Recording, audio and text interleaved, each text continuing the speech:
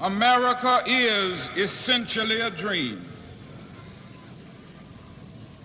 It is a dream of a land where men of all races, of all nationalities, and of all creeds can live together as brothers. The substance of the dream is expressed in these profound words.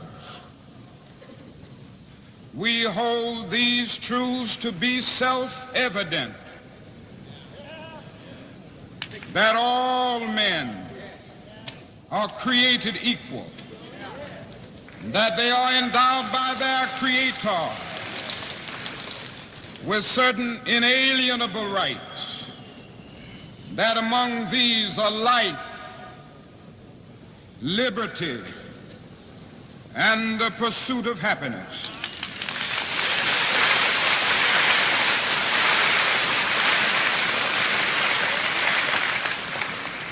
One of the first things we notice in this dream is its amazing universalism. It does not say some men, but it says all men.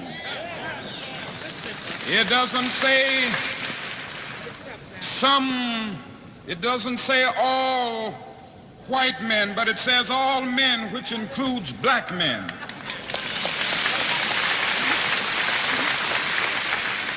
It doesn't say all Gentiles, but it says all men, which includes Jews.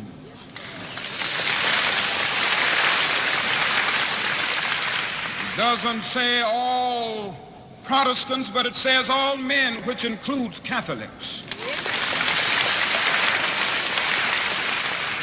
That is something else that we notice in this dream, which is one of the things that distinguishes democracy and our form of government with other totalitarian systems.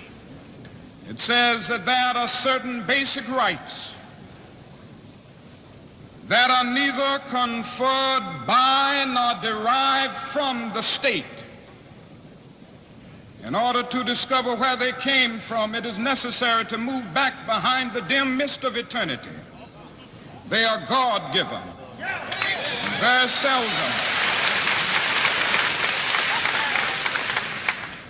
Very seldom, if ever in the history of the world, has a socio-political document expressed in such profound, eloquent, and unequivocal language the dignity and the worth of human personality.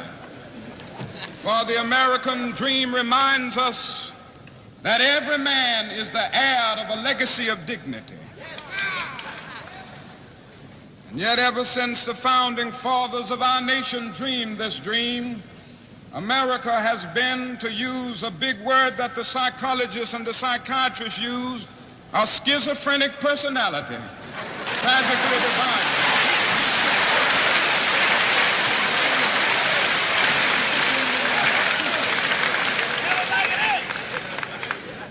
On the one hand, she has proudly professed the noble principles of democracy, and on the other hand, she has proudly practiced, or she has sadly practiced, the very opposite of those principles.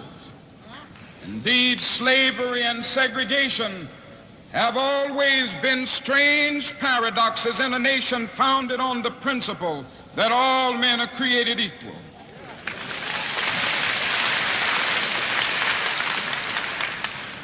So often, America has trampled over the dream. So often, America has scarred this noble dream. We look and see certain states saying they will never comply with the law of the land. In doing this, America is scarring the dream.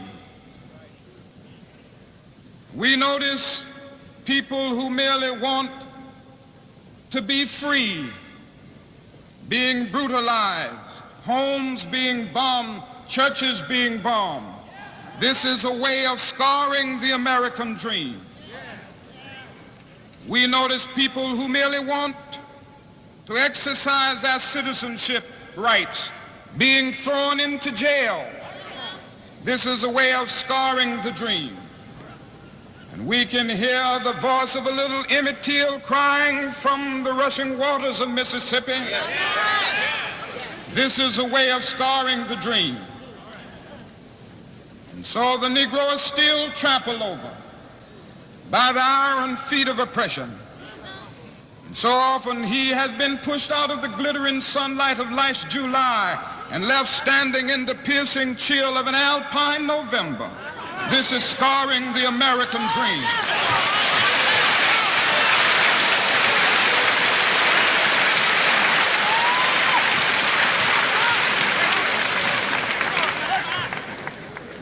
May I say to you, as has been said so eloquently all the afternoon, this dream is being scarred not only in Alabama, Mississippi, and Louisiana and all of the southern states, but it is being scarred in New York, in Illinois, in Pennsylvania, and I imagine even in California.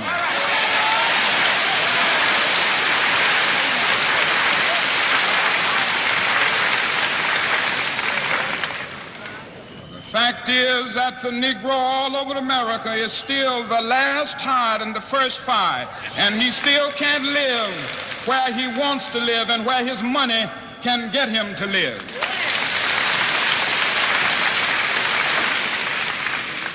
But today, more than ever before, America is challenged to bring this noble dream into reality. For the shape of the world today does not afford us the luxury of an anemic democracy. And the price that the United States must pay for the continued exploitation of the Negro and other minority groups is the price of its own destruction.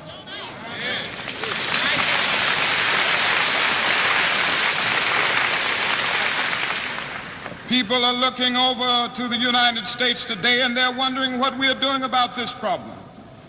They're looking over from Asia and Africa. For years, most of these people have been dominated politically, exploited economically, segregated and humiliated by some foreign power. But today they are gaining their independence. More than 1,600,000,000 of the former 1,800,000,000 colonial subjects have their independence today. And they are saying in no uncertain terms that racism and colonialism must go.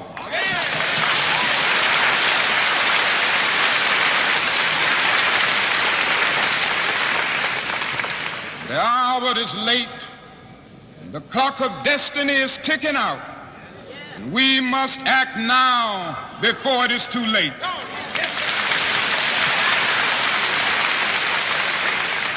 It is trite but urgently true that if America is to remain a first-class nation, she can no longer have second-class citizens.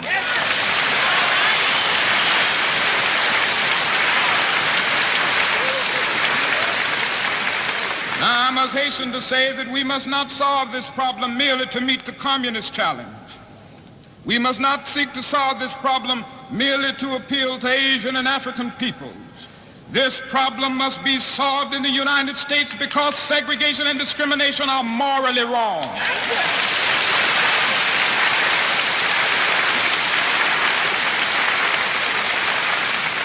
It must be solved because segregation relegates persons to the status of things and stands against all of the noble principles of our Judeo-Christian heritage. It must be solved not merely because it is diplomatically expedient, but because it is morally compelling. This must be said all over the world.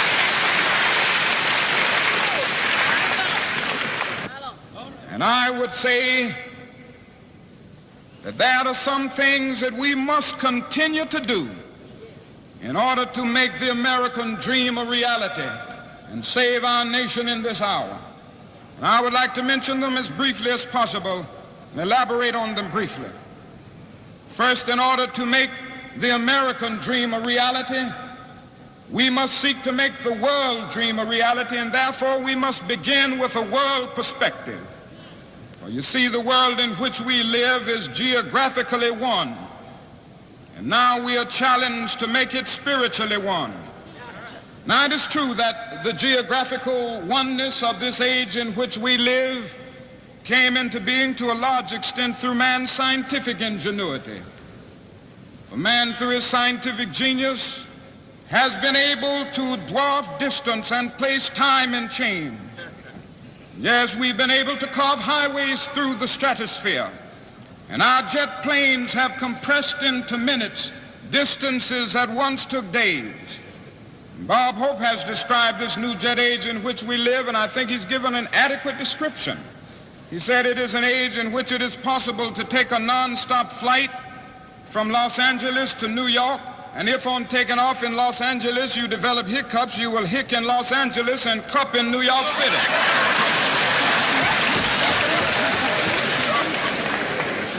You know, it is possible because of the time difference to take a flight from Tokyo, Japan on Sunday morning and arrive in Seattle, Washington on the preceding Saturday night. And when your friends meet you at the airport and ask when you left Tokyo, you will have to say, I left tomorrow. This is the kind of world in which we live. This is a bit humorous, but I'm trying to laugh a basic fact into all of it, and it is simply this, that through our scientific genius we've made of the world a neighborhood. And now through our moral and ethical commitment, we must make of it a brotherhood. We must all learn to live together as brothers, or we will all perish together as fools. This is what we must do.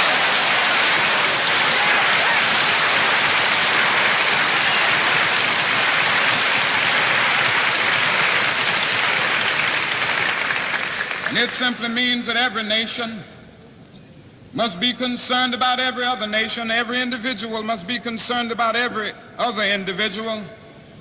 Some months ago, Mrs. King and I journeyed over to that great country known as India. I never will forget the experience of talking with and meeting with the great leaders of India, and meeting people in the cities and the villages all over that country. A noble and marvelous experience. But I say to you this afternoon, there were those depressing moments. How can one avoid being depressed when he sees with his own eyes millions of people going to bed hungry at night? How can one avoid being depressed when he sees with his own eyes millions of people sleeping on the sidewalks at night? In Calcutta, more than 1 million people sleep on the sidewalks every night. They have no beds to sleep in. They have no houses to go in.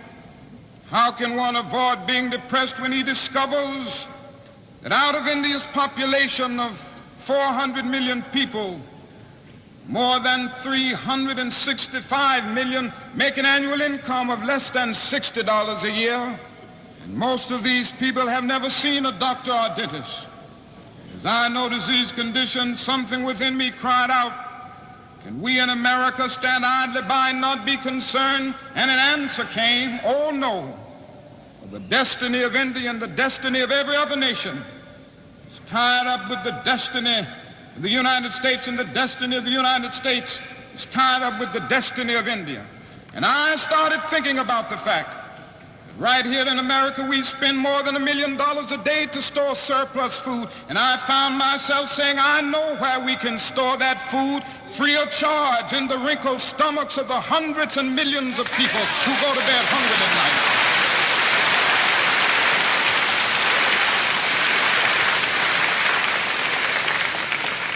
Maybe we've spent far too much of our money in the United States establishing military bases around the world rather than bases of genuine concern and understanding.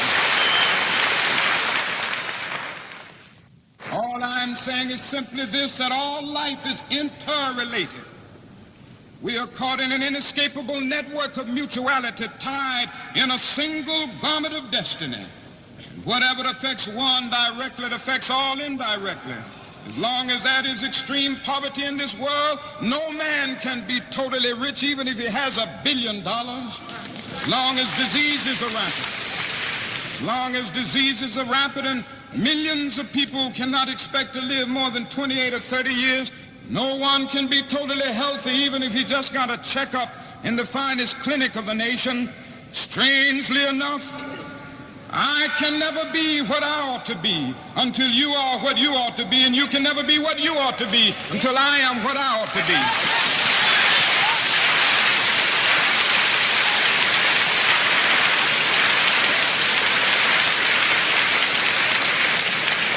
This is the way the world is made. This is the interrelated structure of reality. John Donne caught it years ago and could place it in graphic terms. No man is an island entire of itself. Every man is a piece of the continent, a part of the main. Then he goes on toward the end to say, any man's death diminishes me because I am involved in mankind. Therefore never sin to know for whom the bell tolls. It tolls for thee. This is the meaning of having a world perspective if we are to realize the American dream. The other point is that we must get rid of the notion once and for all that there are superior and inferior races.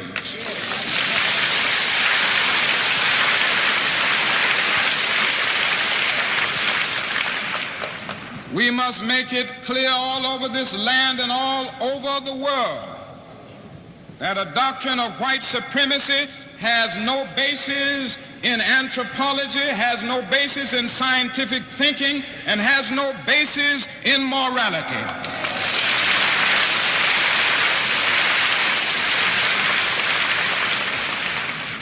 Now, you know, people used to argue, this thing still gets around, people used to argue that the Negro was inferior by nature.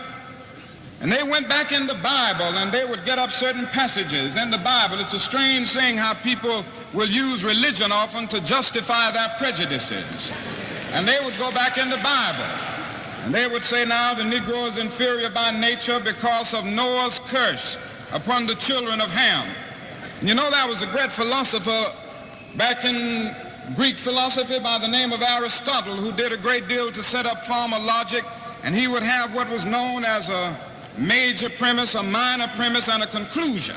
And so one brother during the days of slavery wanted to justify slavery, and he had set his argument up on the framework of Aristotle's thinking. He could say, now, all men are made in the image of God. And then came his minor premise, God, as everybody knows, is not a Negro, therefore the Negro is not a man. This is the kind of reasoning that prevailed. But today, we don't hear these arguments too much. They argue now on more cultural and subtle sociological grounds. The Negro is not culturally ready for integration. And if you integrate schools and if you integrate too much, the Negro will pull the white race back a generation. And then they go on to say, you know, that the Negro is inherently criminal and all of these things. Now, these people never say to us that many of these problems are problems of urban dislocation and that poverty, ignorance, and disease breed crime, whatever the racial group may be, that these conditions are environmental and not racial. And it is a torturous logic to use the tragic results of segregation and discrimination as an argument for the continuation of them. The thing to do is to get rid of them.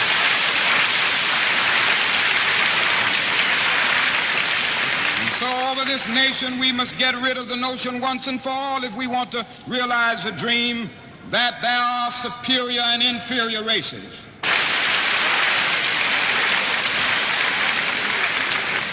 Now that is the final point that we must, the final thing that we must do in order to realize the American dream. We must continue to engage in creative protest, to break down the barriers of segregation and discrimination. Now I know that there are those people who are the victims of some strange illusions, and they don't believe in the necessity for continued protest. One illusion is a myth of time. They say, just wait and don't push things and be patient and pray and time will work this problem out. You've heard that, I'm sure. These people fail to realize that time is neutral and it can be used positively or negatively. We've seen this myth at work in the South, and the fact is that the segregationists at points have made a much more effective use of time than some other sources of goodwill, even the federal government. And I am convinced that we may have to repent not only for the blatant vitriolic words of the bad people, but for the appalling silence of the good people. Talking about time. We must get rid of the notion that human progress rolls in on the wheels of inevitability. We must come to see that human progress is never inevitable. It comes through the tireless efforts and the persistent work of dedicated individuals, and without this hard work, time itself becomes an ally of the primitive forces of social stagnation. We must make it clear that the time to do right is now, and that the time is always right to do right.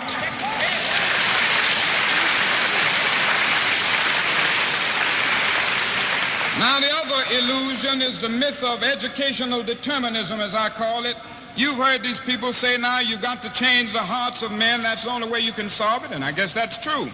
Solve it ultimately, and they'll say it takes education to solve this problem. It's an educational process, and therefore it can't be done through legislation. It can't be done through judicial decrees. It can't be done through executive orders by the President of the United States.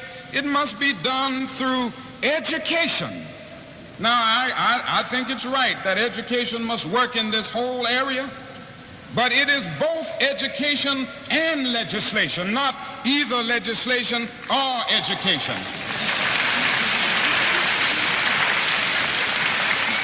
Now, it may be true that morality cannot be legislated, but behavior can be regulated.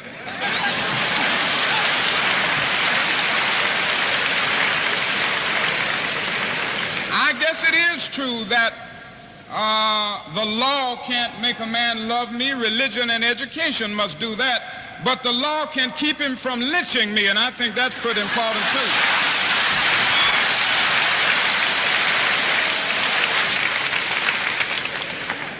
So it means that we must push on in legislation, in the North and in the South.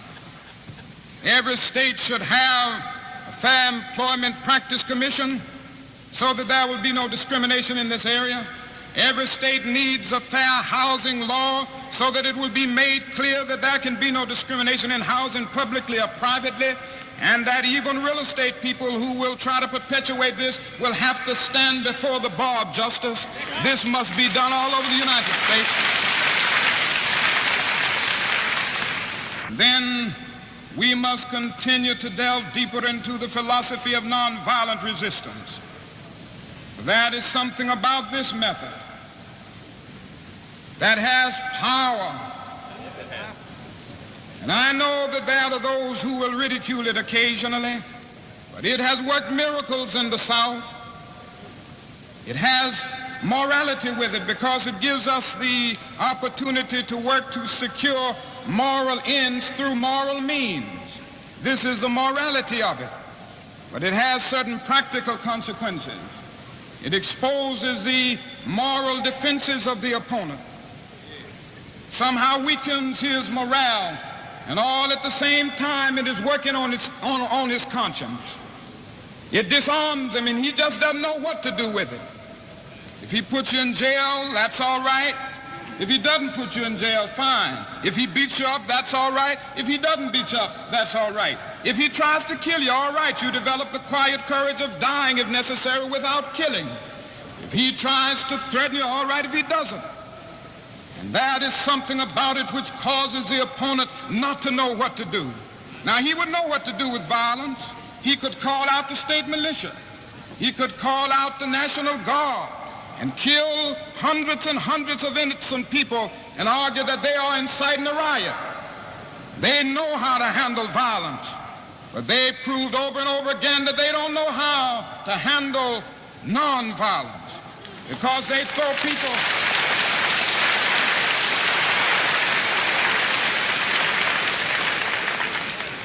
They try to handle it by throwing us in jail. But what happens? We go into the jails of Jackson, Mississippi, and transform these jails from dungeons of shame to havens of freedom and human dignity. Can't stop it. I believe firmly that this is the way. Now, that is another aspect of it about this method, and people ask me about it all the time. So, what do you mean when you tell us to love these people who are beating on us and bombing our houses and kicking our children around. What in the world you mean when you say love such people? And I always have to stop and try to define the meaning of love in this area. And interestingly enough, Greek philosophy comes to our aid at this point. There are three words in the Greek language for love. One of them is the word eros. Now, eros is a sort of aesthetic love. The philosopher Plato talks about it a great deal in his dialogues, the yearning of the soul for the realm of the divine. It has come to us to mean a sort of romantic love, and so we all know about eros. We've experienced it. We read about it in the beauties of literature. In a sense, Edgar Allan Poe was talking about eros when he talked about his beautiful Annabel Lee with a love surrounded by the halo of eternity. In a sense, Shakespeare was talking about eros when he said, love is not love, which alters when its alteration finds or bends with the remover to remove. It is an ever-fixed mark that looks on tempest and is never shaken. It is a star to every wandering bark. You know, I can remember that because I used to quote it to my wife when we were courting. That's eros. That's eros. Then the Greek language talks about phileo, which is another level of love. It is an intimate affection between personal friends. On this level, we love because we are loved. We love people that we like. This is friendship. Then the Greek language has another word called agape. Agape is more than romantic love. Agape is more than friendship. Agape is not something affectionate. Agape is understanding, creative, redemptive goodwill for all men. It is an overflowing love which seeks nothing in return. Theologians would say that it is the love of God operating in the human heart. And when one rises to love on this level, he loves men not because he likes them, but he loves every man because God loves him. He goes on with that. And so he rises to the level of hating the system rather than the individual who is caught up in that system. He loves the person and hates the evil deed. And I think this is what Jesus meant when he said, love your enemies. And I'm happy that he didn't say like your enemies, because it's pretty difficult to like some people. It's difficult to like people bombing your home and threatening your children and kicking you about. But Jesus says love them, and love is greater than like. Love is understanding, creative, redemptive goodwill for all men. And somehow, more and more I've come to believe this. That this is the way that we will get out of this dark night of oppression and make of this nation a better nation. It means that we can stand up and allow the opposition to know that we will not accept injustice. We will stand up against it with our lives, but we will never stoop down to the level of violence and hatred. And we will come to that point and we will be able to convince him that a new world is emerging. And I tell you this evening that it will give us the right attitude. I know sometimes how discontent we get, and we have a right to get discontent, and how frustrated we get in the process sometimes.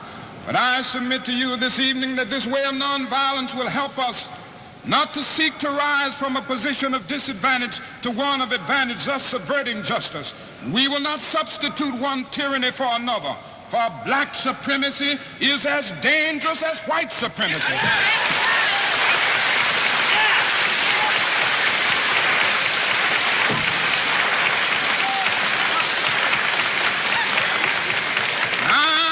Convinced this afternoon that God is not interested merely in the freedom of black men and brown men and yellow men. God is interested in the freedom of the whole human race and the creation of a society. And I believe with this method and this approach, we will be able to win. And finally, as we struggle, we do not struggle alone. It's dark sometimes. It's difficult. Particularly for those who are struggling in the Deep South, facing all of the violence and all of the suffering. That is something that consoles us along the way. We are convinced that our cause is right. I return to Alabama, Mississippi, and Georgia, not in despair, not in bitterness. I return knowing that we are moving into a bright day of freedom. We, through our struggles, through our suffering, through our sacrifice, we'll be able to achieve the American dream. And this will be the day when all of God's children, black men and white men, Jews and Gentiles, Protestants and Catholics, will be able to join hands and sing in the words of the old Negro spiritual, free at last, thank God Almighty, we are free at last.